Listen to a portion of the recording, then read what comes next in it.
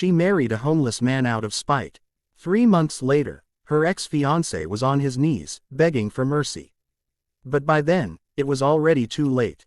The man she thought had nothing owned everything her ex ever dreamed of. And he was about to destroy him completely. Before we begin, if stories of patience, revenge, and unexpected justice speak to your soul, hit that subscribe button right now.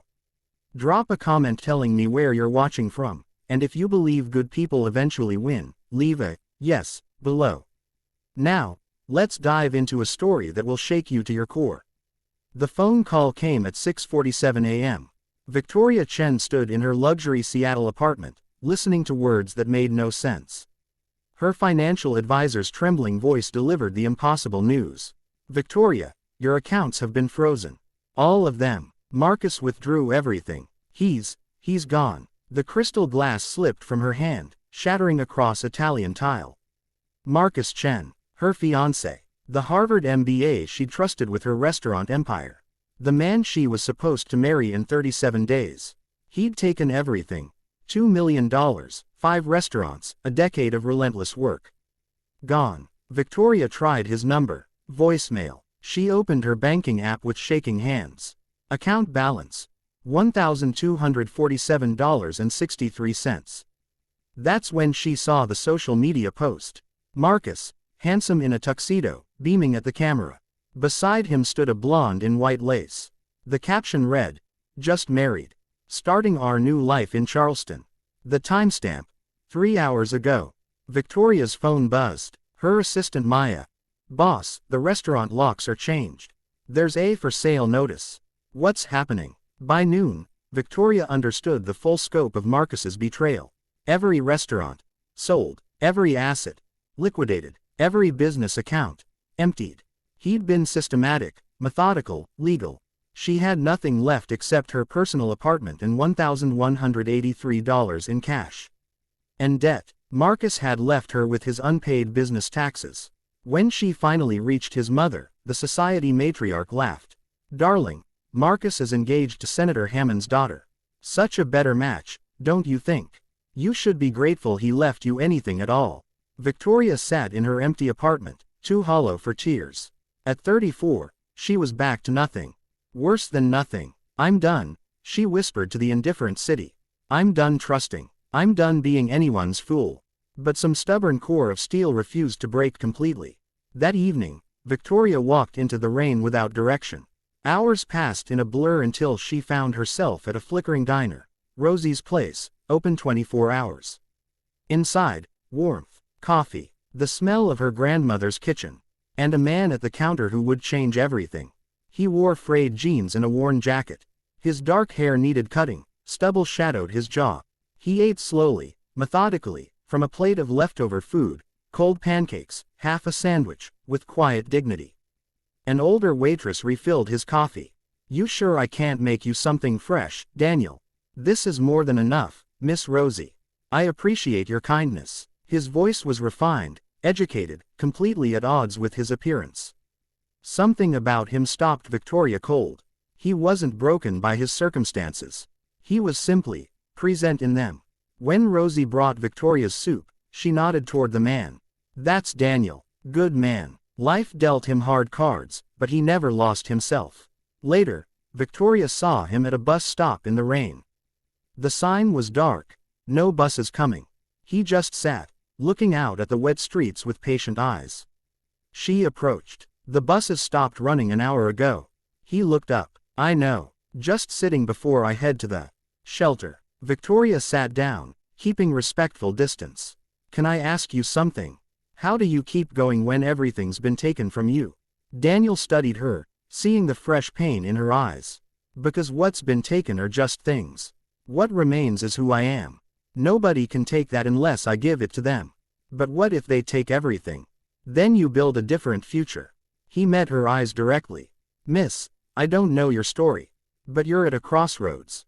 Here's what I learned. Sometimes rock bottom is the strongest foundation you'll ever build on." Victoria felt tears burning. "I don't know if I'm strong enough. You walked through a storm to ask a stranger for wisdom instead of giving up. You're stronger than you think." They sat in silence, two people who'd lost everything, finding unexpected kinship. I was engaged, Victoria said finally. He stole my business, my money, everything I built. Did it to marry someone more useful. I'm sorry. I want to hurt him. Daniel was quiet. Revenge is like drinking poison and hoping the other person dies. But surviving, building something so good his betrayal becomes just a footnote. That's real power. He stood slowly. There's a community center on 5th. Job boards, resources. Helped me when I hit the streets. Might help you too. What's your full name? Just Daniel. That's all that matters now. He disappeared into darkness, leaving Victoria with words that would change her life. Rock bottom as a foundation. Victoria spent the next 2 weeks taking every job she could find. Catering assistant, prep cook, dishwasher. She moved to a studio apartment in a neighborhood Marcus would never visit. Sold everything unnecessary. Every dollar went into a new account. Only her name, no co-signers, no trust. She returned to Rosie's diner often, telling herself the food was cheap. But truthfully, she hoped to see Daniel again. She did, 3 times, always late at night, accepting Rosie's kindness with gracious thanks. They barely spoke, but there was silent acknowledgement between them. We see each other. We recognize each other. We're both survivors. Then came the night everything changed. 6 weeks after Marcus's betrayal, Victoria stumbled into Rosie's after an 18-hour shift. Daniel was there, but something was wrong. Tension in his shoulders, trembling hands. He stood abruptly, swayed, grabbed the counter. Daniel, when's the last time you really ate? Rosie demanded. Pride flashed across his face. I can take care of myself. Victoria crossed to them before she decided to move. Let me help. You helped me survive the worst night of my life. Let me return the favor. Daniel's exhausted eyes studied her. I don't need charity. It's not charity. It's solidarity. We're in the same boat, remember. Rosie made the decision. Both of you, sit. I'm making meatloaf. They talked until 2 a.m. Daniel revealed pieces of his story. Architect once, owned firm, wife who died of cancer, grief-driven bad decisions, 3 years on the streets. I thought homelessness only happened to people who made terrible choices, he said quietly. Then it happened to me. Any of us are just a few bad breaks away from the street. Outside in the cold November air, Victoria heard herself say, I have a couch. It's warm and dry and closer than the shelter. Daniel froze. Pride warred with cold reality. One night, he finally agreed. When Victoria woke the next morning, Daniel had made breakfast. Perfect omelets from her eggs, toast, coffee that smelled like heaven. I missed cooking, he explained. Used to make breakfast for my wife every Sunday. After cleaning her kitchen spotless, he prepared to leave. Wait, Victoria said impulsively. I'm working tonight. Catering company. They need extra hands. Under the table, cash. You interested? He hesitated. I don't need your pity. $20 an hour. No background checks. You told me survival comes first. This is survival. He nodded slowly. Okay. That weekend shift turned into more.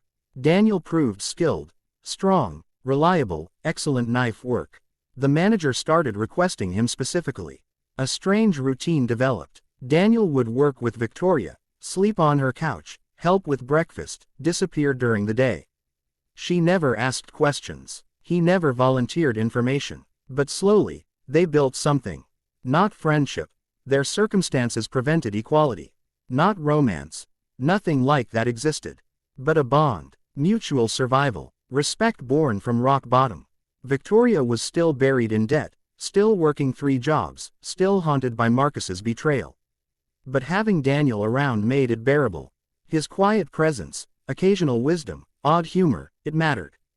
And Daniel seemed to come back to life. Gained weight, eyes cleared, the haunted look faded. Late December brought the change. Victoria came home to find Daniel staring at his phone with an unreadable expression. I got an email from my brother. First contact in 3 years. He's getting married. Wants me to come. Wants to reconcile. Daniel's voice was bitter. Translation. He wants to parade his homeless brother around to look compassionate. Are you going? No. Why would I trade dignity for his condescending pity? Victoria studied him carefully. What if you didn't go as his charity case? What if you went married?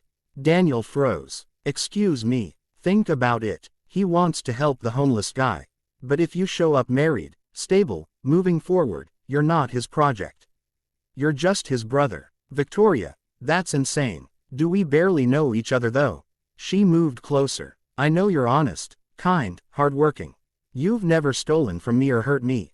I know you lost someone you loved and it broke you, but you're rebuilding. That's more than I knew about Marcus after 5 years. This is ridiculous. So was offering you my couch. So was trusting you in my home. She caught his hand. I don't believe in fairy tales anymore. Marcus cured me, but I believe in partnership. I believe that sometimes God puts people in our path exactly when we need them. Why would you do this? Proof. Proof that I'm not broken. Proof that Marcus didn't destroy my ability to trust. She paused. And maybe because we both need someone to believe in. The silence stretched. If we did this, Daniel said slowly, it would have to be real. Legal. I won't lie to my brother. If we're married, we're actually married. I know. And you need to know something. He pulled away. My name isn't just Daniel. It's Daniel Thornton. 3 years ago, I was Daniel Thornton of Thornton Architecture. I had clients, money, reputation. He met her eyes. I'm not who I appear to be. I don't care who you were. I care who you are. Victoria, marry me. Not for love, for partnership, for survival, for proof we can build something from ashes. Daniel looked at her for a long moment. Then, impossibly, he smiled. Okay, let's do this crazy thing. They married 3 days later at the courthouse. Rosie and Sandra as witnesses. Rosie cried. Sandra muttered they were insane but brought flowers. Victoria wore a thrift store dress. Daniel wore Goodwill clothes. No reception. Just 2 people who'd lost everything, legally binding their survival together. The judge pronounced them married. Daniel's kiss was chaste, respectful, a seal of partnership more than passion. As they left that cold December day, Victoria felt something she hadn't in months: hope. She had no idea that in 10 weeks, her homeless husband would shatter every assumption she'd made. The first 6 weeks of marriage were strange but comfortable. They bought a room divider, creating private spaces. Established routines. Breakfast together, separate work schedules, quiet dinners, comfortable silence. They never discussed physical aspects of marriage. No expectations, no pressure. Partners in survival, not lovers. It worked. Daniel proved more than a prep cook. He made suggestions. Workflow improvements, better techniques, cost-saving measures. Sandra promoted him to lead prep within 3 weeks. Victoria slowly clawed back from ruin. Bankruptcy processing, debt restructuring, small consulting jobs using fake credentials to hide her failed past. They were surviving. But Victoria noticed odd things about her husband. The way he knew expensive wine by taste. Calluses that didn't match recent homelessness. Private phone calls in the hallway. The way he sometimes forgot to look broken. She didn't ask. Their partnership was built on privacy and respect. Until Marcus walked back into her life. Late February, Victoria was catering an exclusive hotel event. Big corporate party, tech money, ostentatious wealth. She was plating appetizers when a voice stopped her cold. Victoria. Marcus Chen stood in the kitchen doorway, designer suit, looking exactly the same. Handsome, polished, confident. You're not allowed back here, she said flatly. I own this hotel, darling. I'm allowed anywhere. He smiled that smooth smile. I heard you're catering now. Wanted to see for myself. My God, you've really fallen. The kitchen went silent. What do you want? Just curiosity. Heard you married some homeless man. He laughed. That's perfect. You always did have a savior complex. Daniel appeared at Victoria's elbow, steady and grounding. You must be the husband, Marcus said, contempt dripping. Let me guess. You saw an opportunity and took it. Can't blame you. She's gullible enough to believe anything. That's enough, Victoria said, voice shaking with fury. Get out. Or what? I own this building, Victoria.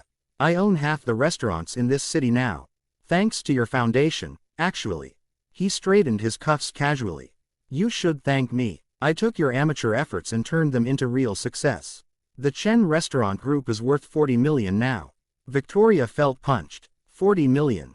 Built on her ideas, her recipes, her decade of work. You're a thief. I'm a businessman. There's a difference. He glanced around with disdain. Enjoy your new life. You're where you belong, serving people instead of pretending to lead them. He left, expensive shoes clicking. Victoria stood frozen, trembling. Around her, staff pretended they hadn't heard. But the damage was done.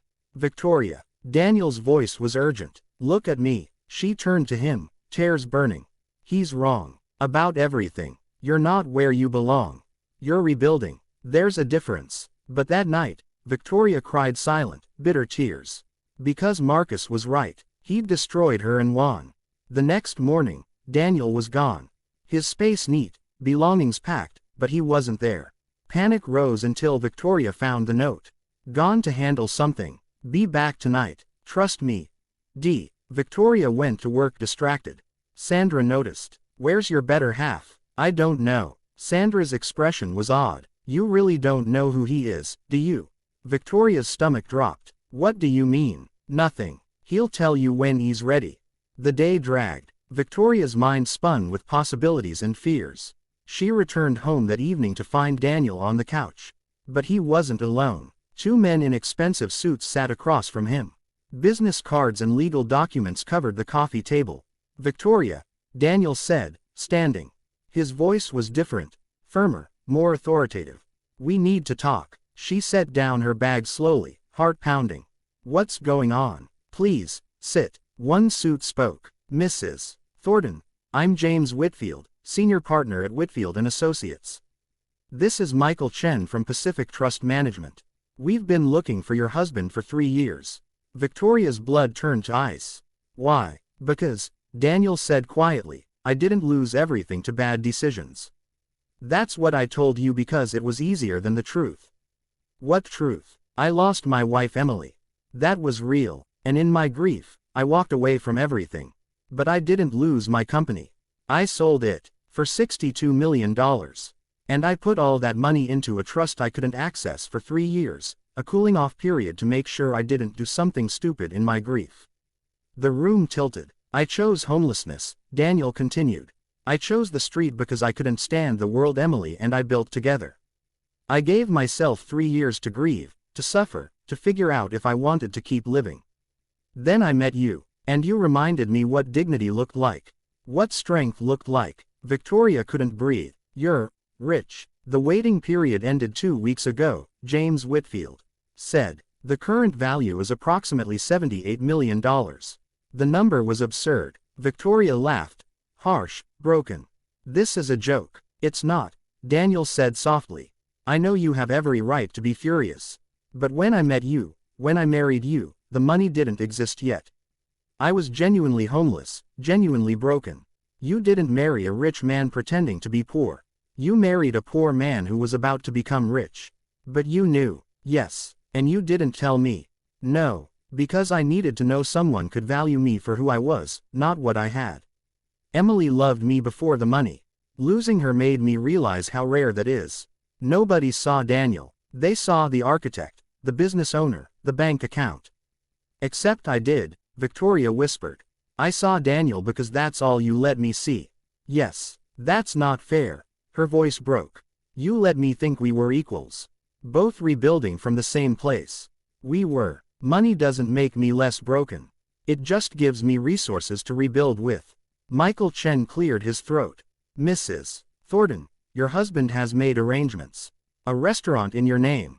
Fully funded, separate from his holdings.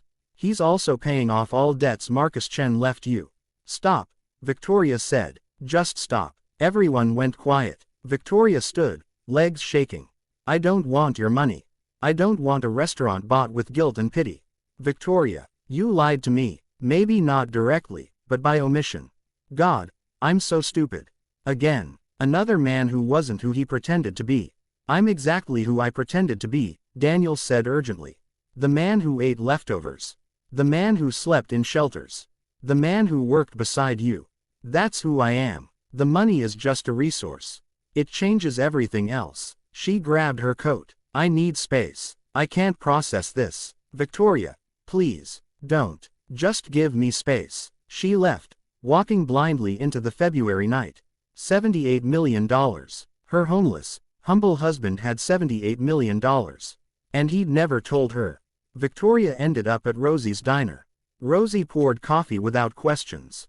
Whatever it is, honey, you'll get through it. Will I? Daniel's rich. $78 million rich. Never mentioned it. Rosie was quiet, wiping the counter. You know what I see when Daniel comes in. A man who tips me $20 for a $5 meal. A man who says please and thank you. A man who offered to fix my freezer and wouldn't let me pay. She met Victoria's eyes. Money doesn't make someone good or bad. Character does. And that man has character. But he lied. Did he? Or did he just not tell you everything about his past? Everyone's got secrets, honey. Everyone's got pain they don't talk about. The question is whether they're good people despite them. I don't know how to trust this. Then don't trust the money. Trust the man who made you breakfast. Trust the man who worked beside you without complaint. Trust the man who married you when he had nothing to gain. Trust the Daniel you know, not the fortune you just found out about. Victoria sat until 3 a.m., thinking about Rosie's words. About the past 2 months. About the man who'd shared her couch and struggles without ever acting superior. Marcus had money and used it to destroy her. Daniel had more money than Marcus could dream of, and chose homelessness over hollow comfort. Which man's character was revealed by his choices? Finally, as dawn broke, Victoria called Daniel. I'm at Rosie's. I'm ready to talk. They met at a waterfront park as the sun rose. I'm sorry, Daniel said immediately.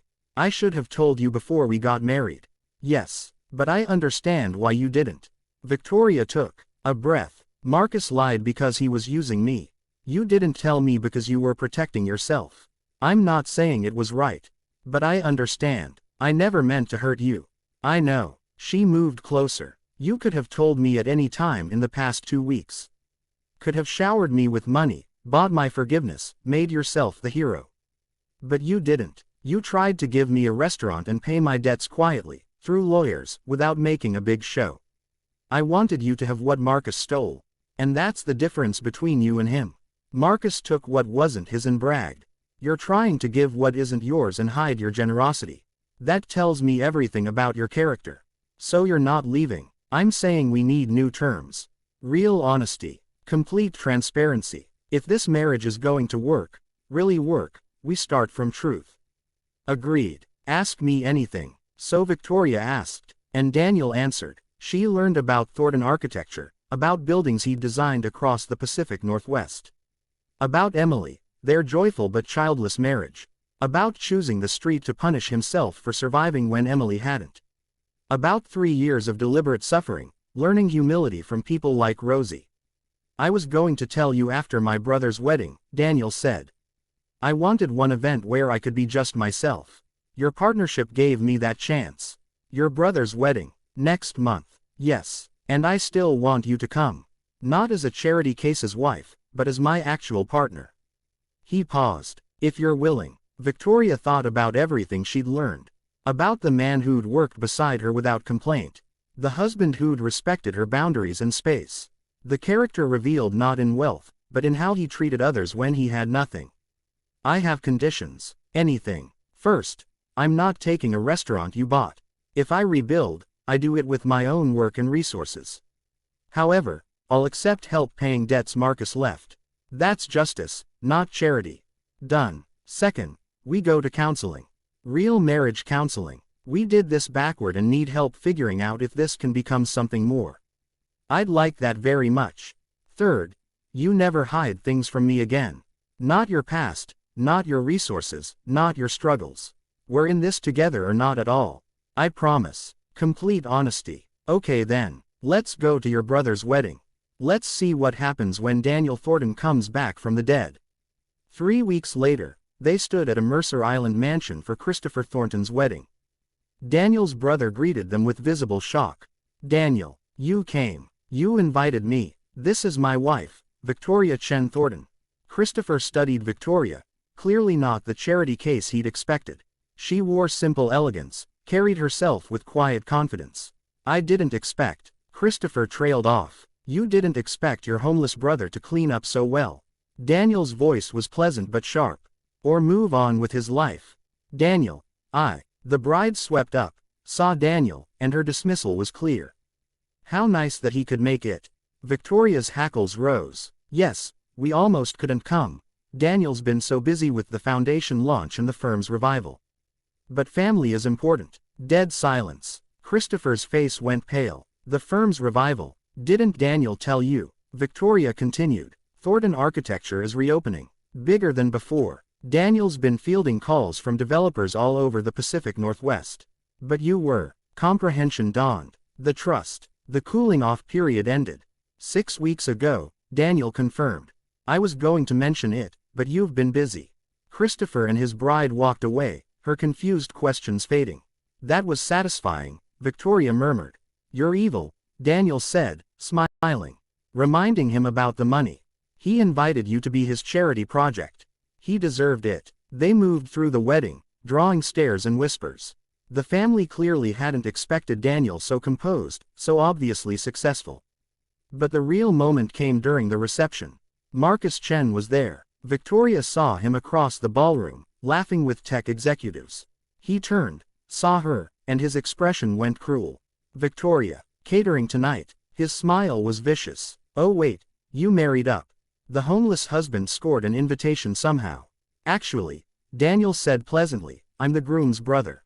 Daniel Thornton. Marcus extended his hand. Marcus Chen. I own the Chen Restaurant Group. Can't say I've heard of it. I'm more familiar with architecture. Though my wife is quite the expert on restaurants. Your wife? Marcus laughed ugly. Daniel, Victoria's not an expert. She's a failed business owner who couldn't manage a single restaurant. That's not what happened, Victoria said quietly. Oh please. Always looking for someone to blame. Interesting, Daniel said, voice hardening. Because I've seen the financial records of Chen's Palace before you destroyed it. Solid business model, excellent revenue. What happened afterward? The asset stripping, fraudulent transfers, identity theft. That's documented in the lawsuit my attorneys filed this morning. Marcus's smile faltered. What lawsuit? The one where we're suing you for theft, fraud, and conversion of stolen intellectual property. Your restaurant group was built on my wife's recipes, business plans, and supplier relationships. All taken illegally. Daniel showed legal documents on his phone. We're seeking full restitution. 40 million should cover it. Blood drained from Marcus's face. You can't. I can. And I am. You assumed my wife had no resources. But she has truth. And me. And very good lawyers excited about this case. Do you know who my father-in-law is? Senator Hammond. Yes. My attorneys contacted his office.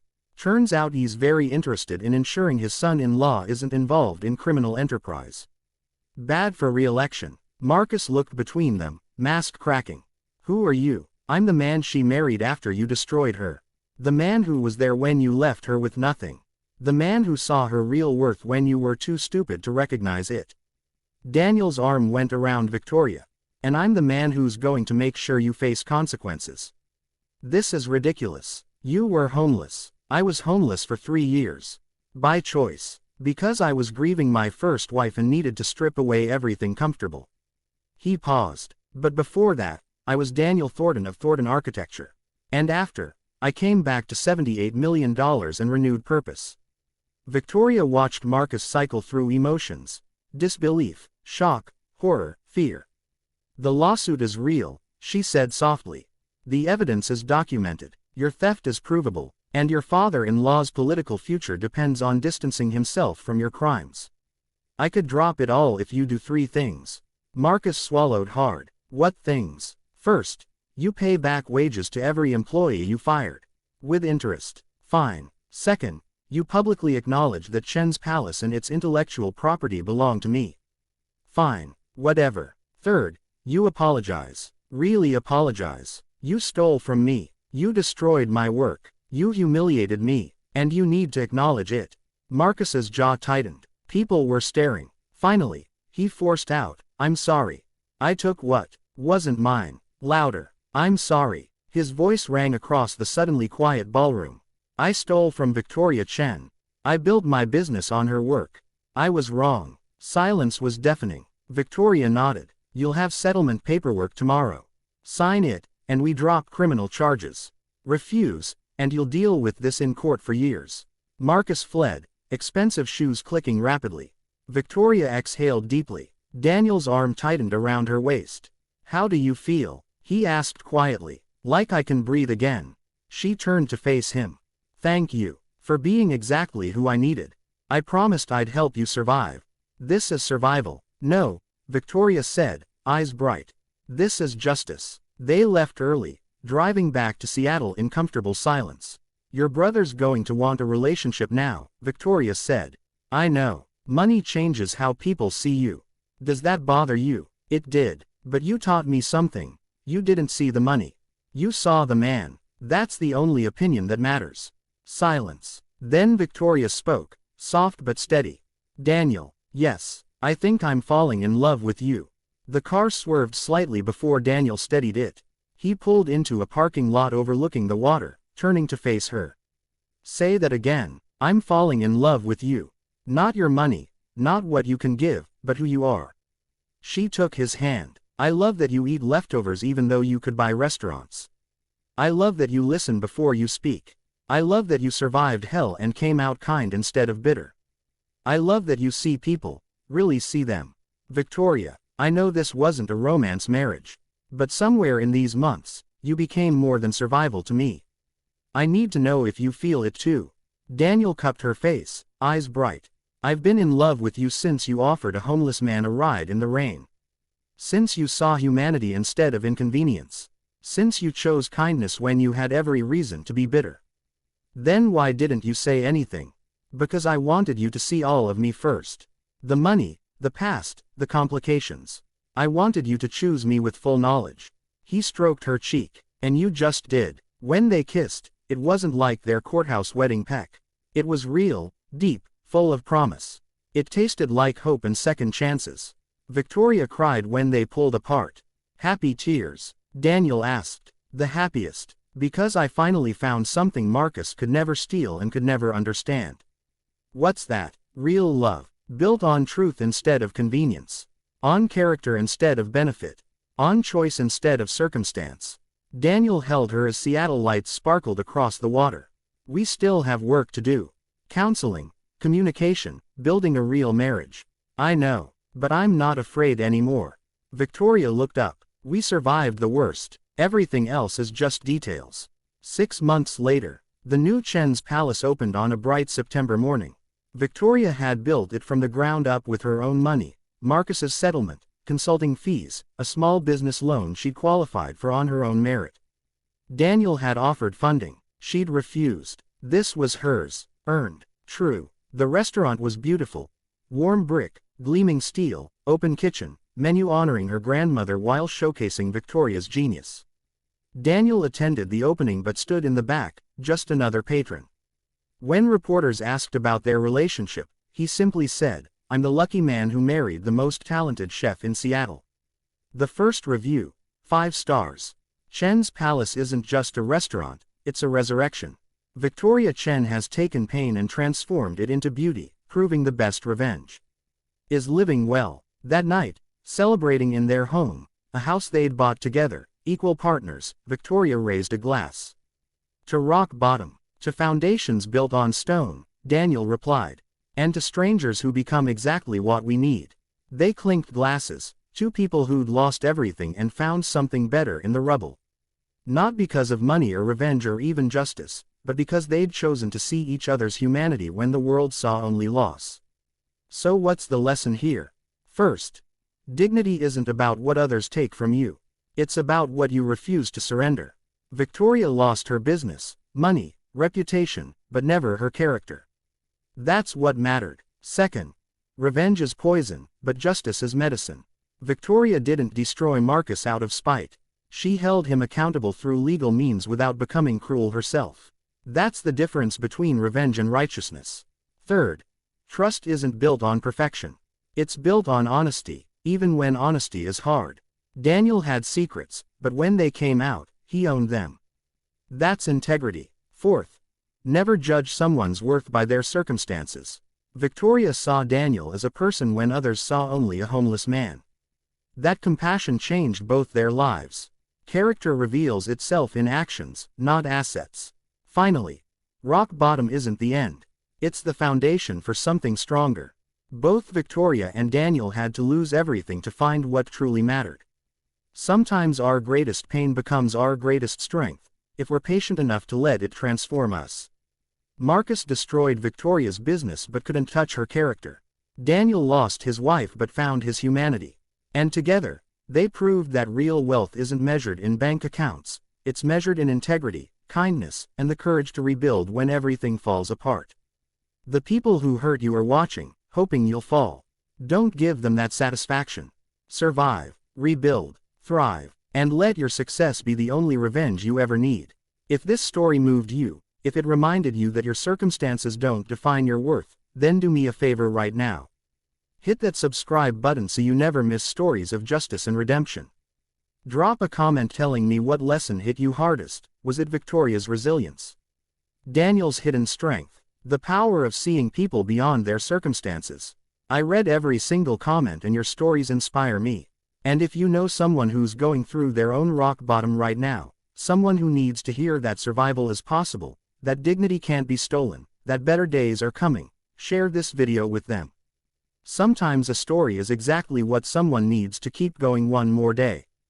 Thank you for watching. Thank you for believing in the power of human resilience. And remember, the person who betrayed you is temporary. But the person you become after surviving them, that's forever. Until next time, keep building your foundation. Keep choosing dignity. And keep believing that justice, real justice, always finds its way. See you in the next story.